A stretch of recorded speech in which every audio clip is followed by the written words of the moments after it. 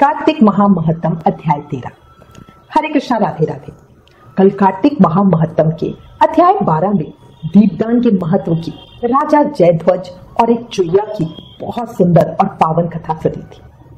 अब आज इस अध्याय 13 में हम कार्तिक महा और एकादशी व्रत के महत्व को जानेंगे।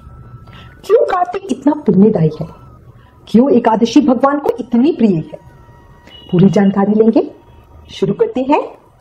कार्तिक कथा को सुनो, सभी सहज मन लाए, 13वां अध्याय सुनो, शिव प्रभु शरण में आए। राजा पृथु ने श्री नारद जी से पूछा, हे मुने, कार्तिक मास तथा एकादशी तिथि सबसे उत्तम क्यों मानी गई है?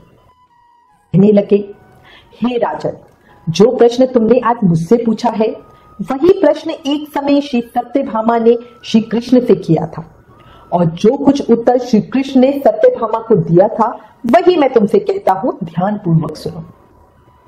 एक समय श्री सत्यभामा जी ने श्री कृष्ण जी से पूछा, हे प्रभु, आप तो सभी काल में व्यापक हैं और सभी काल आपके आगे एक समान है, फिर यह कार्तिक मास ही सभी मासों में श्रेष्ठ क्यों है? आप सब तिथियों में एकादशी और सभी मासों में कार्तिक मास को ही अपना प्रिय क्यों कहते हैं? इसका कारण बताइए। भगवान श्री कृष्ण ने कहा, हे भामिनी, तुमने बहुत अच्छा प्रश्न किया, मैं तुम्हें इसका उत्तर देता हूं, ध्यान पूर्वक सुनो। हे प्रिय, समुद्र का पुत्र शंख नाम का एक दैत्य था।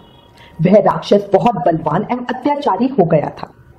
उसके अत्याचारों से तीनों लोकों में त्राही त्राही मच गई। उस शंखासुर ने स्वर्ग में निवास करने वाले देवताओं पर विजय प्राप्त कर इंद्रादि देवताओं और लोकपालों के अधिकारों को छीन लिया। उससे भयभीत होकर समस्त देवता अपने परिवार के सदस्यों के साथ सुमेरु पर्वत की गुफाओं में बहुत दिनों तक छिपे रहे। तत्पश्चात वे निश्चित होकर सुमेरु पर्वत की गुफाओं में ही रहने लगे।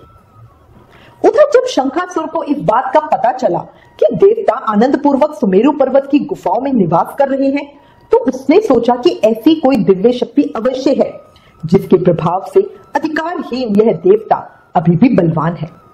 सोचते सोचते वह इस निर्णय पे पहुंचा कि वेद मंत्रों के बल के कारण ही देवता बलवान हो रहे हैं। यदि इनसे वेद छीन लिए जाए तो वे बलहीन हो जाएंगे। देव ऋषि नारद बोले, ऐसा सोचकर शंखासुर भगवान विष्णु को सोते हुए देखकर सत्यलोक में वेद चुराने के लिए पहुंच गया। उसको आता देखकर भगवान विष्णु ने उसकी नियत जानकर बीज मंत्रों के साथ समुद्र के जल में प्रवेश किया। राक्षस शंखासुर भी वेद मंत्रों तथा बीज मंत्रों को ढूंढता हुआ समुद्र में पहुंचा, लेकिन ना तो उसे वेद मंत्र मिले और ना ही बीज मंत्र।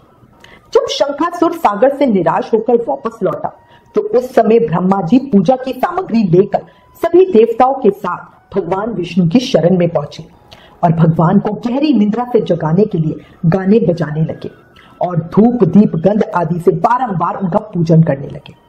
धूप दीप नैवेद्य आदि अर्पित किए जाने पर भगवान की निद्रा टूटी और वह देवताओं सहित ब्रह्मा जी को अपना पूजन करता हुआ देखकर बहुत प्रसन्न हुए तथा कहने लगे, मैं आप लोगों के इस कीर्तन एवं मंगलाचरण से बहुत प्रसन्न हूँ। आप अपना अभिष्ट वरदान मांगे, मैं अवश्य ही प्रदान करूंगा। जो मनुष्य अश्विन शुक्ल की एकादशी से देव उठनी एकादशी तक ब्रह्म मुहूर्त में उठकर मेरी पूजा करेगा, उन्हें तुम्हारे ही भांति मेरे प्रसन्न होने के कारण सुख की प्राप्ति होगी। आप लोग जो पाद, अर्ध, आचमन और जल आदि सामग्री मेरे लिए लाए हैं, वे अनंत गुणों वाली होकर आपका कल्याण करेगी। शंखासुर द्वारा हरे गए संपूर्ण वेद जल में स्थित है। मैं सागर पुत्र शंखासुर का वध करके उन वेदों को अभिलाय देता हूँ। आज से मंत्र, बीज और वेदों सहित मैं प्रतिवर्ष कार्तिक मास में जल में विश्राम करूंगा।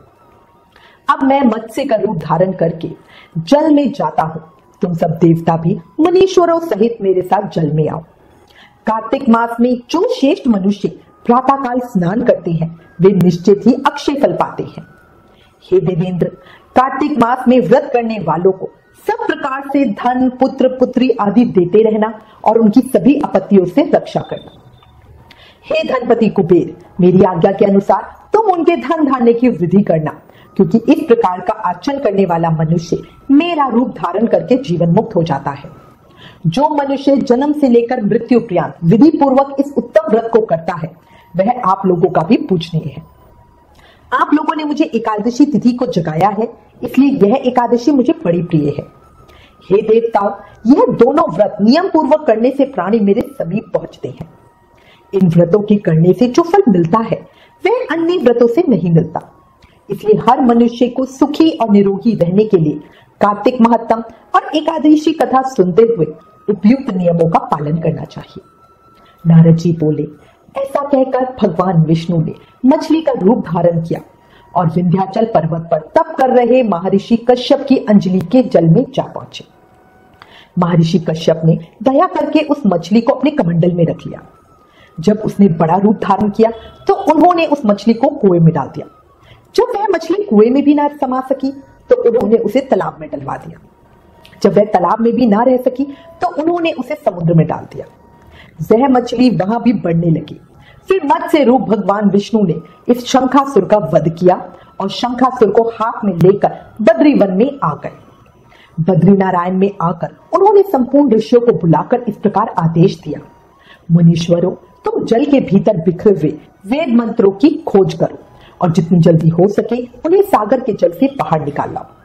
तब तक मैं देवताओं के साथ प्रयाग में ठहरता हूं।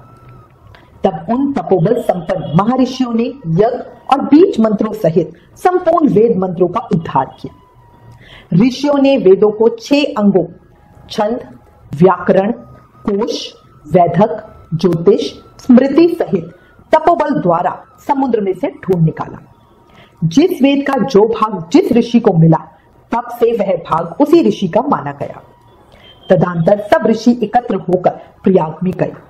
वहां उन्होंने ब्रह्मा जी सहित भगवान विष्णु को उपलब्ध हुए सभी वेद मंत्र समर्पित कर दिए। सब वेदों को पाकर ब्रह्मा जी बहुत प्रसन्न हुए। उन्होंने देवताओं और ऋषियों के साथ प्रयाग में अश्वमेध यज्ञ किया। यज्ञ समाप्त होने पर सब देवताओं ने भगवान से निवेदन किया, हे देवादिदेव जगन्नाथ, इस स्थान पर ब्रह्मा जी ने खोए हुए वेदों को पुनः प्राप्त किया है और हमने भी यहाँ आपके प्रसाद से यज्ञ भाग पाई है। अतः यह स्थान पृथ्वी पर सबसे श्रेष्ठ पुण्य की वृद्धि करने वाला एवं भोग तथा मोक्ष प्रदान करने वाला हो। साथ ही यह समय भी महापुण्यमय और भ्रमघाती आदि महापापियों की भी शुद्धि करने वाला हो तथा यहाँ दिए हुए दान को अक्षय बना देने वाला हो। यह वर दीजिए। भगवान विष्णु बोले, देवताओं, तुमने जो कुछ कहा है वह मुझे स्वीकार है। तुम्हारी इच्छा पूर्ण हो। आज से यह स्थान ब्रह्म क्षेत्र के नाम से प्रसिद्ध होगा। सूर्य वंश में उत्पन्न राजा भगीरथ यहाँ गंगा को ले आएंगे। इस स्थान पर गंगा जी और सूर्य पुत्री यमुना जी का संगम होगा। ब्रह्मा जी और तुम सब देवता मेरे साथ यहाँ निवास करोगे। आज से यह तीरथ राज के नाम से विख्यात होगा। तीरथ राज के दर्शन से तत्काल सब पाप नष्ट हो जाएंगे। यहाँ पर किया हुआ जप, तप तथा दान महान फलदायक होगा। पहले जन्म में किए हुए पाप, ब्रह्म हत्या आदि भी इस तीरथ राज में स्नान करने से नष्ट हो जाएंगे। जो लोग अपने पिता आदि को यहाँ लाकर तर्पण व श्राद्ध करेंगे, उनकी पिता मेरे स्वरूप को प्राप्त करेंगे। वह तीनों प्रकार की मुक्ति को प्राप्त करेंगे। मकर संक्रांति पर माघ मास में प्रातः काल यहाँ आकर स्नान करने वाले मनुष्यों के सब पापों का यह तीर्थ नाश करेगा। ठीक उसी तरह जिस तरह सूर्य के तेज से अंधकार का नाश हो जाता है। हे मुनीश्वर, मेरे वचन ध्यान से सुनिए। मैं सर्वत्र व्याप रहता हुआ भी हमेशा बद्रीनारायण में निवास करता हूँ। सैकड़ों वर्षों तक किसी भी दूसरे स्थान पर तप करने का जो फल मिलता है वही फल यहाँ एक दिन में मिल जाएगा। जो मनुष्य मेरे इस स्थान बद्रिकाश्रम का दर्शन करेगा वह जीवन मुक्त हो जाएगा और उनके समस्त पाप नष्ट हो जाएंगे। सूर्य जी बोले। ऐसा कहकर भगवान विष्णु अंतर्ध्यान हो गए और देवता गण भी अपने अंशों को वहीं छोड़कर चले गए। जो मनुष्य कार्तिक में तुलसी जी की जड़ के समीप श्री हरि का पूजन करता है वह इस लोक में संपूर्ण भोगों का उपभोग कर अंत में बैकुंठ धाम को जाता है। जो मनुष्य इस कथा को श्रद्धापूर्वक कहते और सुनते हैं वह श्री प्रयागराज व बद्रिक आश्रम जाने व स्नान करने के समान फल प्राप्त करते हैं। इसके बाद सूर्य जी कहने लगे, अब सब व्रतों में उत्तम व्रत और मोक्ष के देने वाले एकादशी के व्रत का महत्व सुनो। एकादशी तिथि कृष्ण पक्ष की हो या शुक्ल पक्ष की, अन्न नहीं खाना चाहिए। जो एकादशी को अन्न खाता है वह पापों का भक्षण करता है। एकादशी का व्रत माता के समान सबकी रक्षा करता है। दशमी तथा द्वादशी को भी एक समय ही भोजन करना चाहिए। नारद जी कहते हैं कि गंगा के समान तीर्थ नहीं, माता के समान गुरु नहीं, विष्णु के समान देव नहीं, अन्न न खाने के समान तप नहीं, तथा शांति के बराबर सुख नहीं, सत्य के बराबर ज्योति नहीं, कार्तिक के समान मास नहीं। एकादशी व्रत करने वाला प्रातः समय उठकर भगवान का पूजन करे, पुराणों की कथा सुने, एकादशी की रात्रि को जागरण करे। नारद जी कहने लगे, हे राजन, अब एक प्राचीन इतिहास सुनो। नर्मदा नदी के तट पर गलाव ऋषि का अति सुंदर आश्रम था। ऋषि गालव का भद्रशील नाम का एक पुत्र था जो विष्णु जी का परम भक्त था। वह बालकों के साथ भगवान की मूर्ति बनाकर पूजन किया करता था। साथ ही बालकों को उपदेश दिया करता था कि वह भी भगवान का पूजन करें तथा एकादशी का व्रत रखें। बालक भी उसका उपदेश सुनकर वैसे ही किया करते थे। अपने पुत्र के चरित्र को देखकर एक समय उसके पिता गलभ ऋषि ने उससे पूछा, भद्रशील, तुम सदैव भगवान विष्णु की पूजा में लगे रहते हो, यह उपदेश तुमको किसने दिया है? यह सुनकर भद्रशील कहने लगा, पिताजी, आपको अपने पूर्व जन्म का वृतांत सुनाता हूँ। पहले जन्म में मेरा जन्म चंद्रवंश में हुआ था। धन कीर्ति मेरा नाम था। दत्तात्रेय जी से मैंने दीक्षा ग्रहण की। मैंने 1000 वर्ष तक राज्य किया। उस काल में मैंने अनेक धर्म तथा पाप के कर्म भी किए, परंतु दैववश मैं बुरी संगत में पड़ गया और वेद मार्ग छोड़कर पाखंड मार्ग पर चल पड़ा। मेरे इन आचरणों को देखकर प्रजा भी पाप के कर्म करने लगी। इस प्रकार धर्म शास्त्रों के कथनानुसार प्रजा के पाप का छठा भाग मुझको भी मिलने लगा। एक दिन हम शिकार खेलने के लिए वन में गए। वहां हम पूरा दिन भूखे प्यासे ही रहे, खाने को कुछ नहीं मिलता। घूमते फिरते हम मार्ग भी भूल गए और शाम को नर्मदा नदी के किनारे पर पहुंच गए। उस दिन एकादशी का व्रत होने के कारण वहां पर एकत्रित अनेक वैष्णव भगवान का कीर्तन कर रहे थे। मैं भी भूखा प्यासा रहकर रात भर वहीं पर पड़ा रहा, मगर प्रातः होते ही भूख प्यास से दुखी हो मेरे प्राण निकल गए। उसी समय यमराज के दूत मुझको पापी समझकर मारते पीटते यमराज के पास ले गए। चित्रगुप्त ने विचार करके कहा कि यह बहुत बड़ा पापी है, परंतु इसने एकादशी का व्रत किया था। उसी से इसके प्राण निकल गए। इसके कारण इसके समस्त पाप खत्म हो गए। यह सुनकर यमराज तत्काल अपने सिंहासन से उठकर खड़े हो गए और हाथ जोड़कर मुझसे बोले, क्षमा करना, हमसे भूल हो गई। साथ ही मुझको नमस्कार भी किया। फिर अपने दूतों को धमकाकर कहने लगे, जो मनुष्य भगवान के नामों का जाप करता है उसको कभी हमारे पास मत लाओ।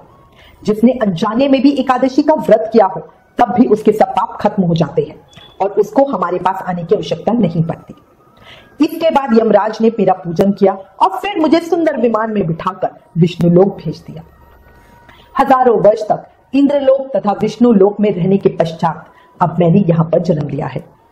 हे पिताजी, मुझे अपने पिछले जन्म का स्मरण है, इसलिए मुझे पता है कि भगवान विष्णु की पूजा पाठ सेवा एकादशी व्रत ही हमें मोक्ष दे सकता है। अपने पुत्र के पिछले जन्म की कथा सुनकर ऋषि गालव भी नतमस्तक हो गए। इसके बाद नारद मुनि बोले, जो कोई इस पावन कथा को पढ़ता या सुनता है उसके सभी पाप नष्ट हो जाते हैं। कार्तिक महामहत्तम अध्याय 13 समाप्त। कल कार्तिक महामहत्तम के अगले अध्याय को सुनेंगे। तब तक नाम जाप करते रहो और याद रखो, कलयुग केवल नाम आधार। एकादशी व्रत व्रतराज है, सभी इसका व्रत जरूर करो और हर समय प्रेम से, मन से, भाव से अपनी हर एक सांस के साथ बोलते रहो, हरे कृष्ण कृष्ण कृष्ण हरे हरे, हरे राम राम राम हरे हरे। जय श्री कृष्ण।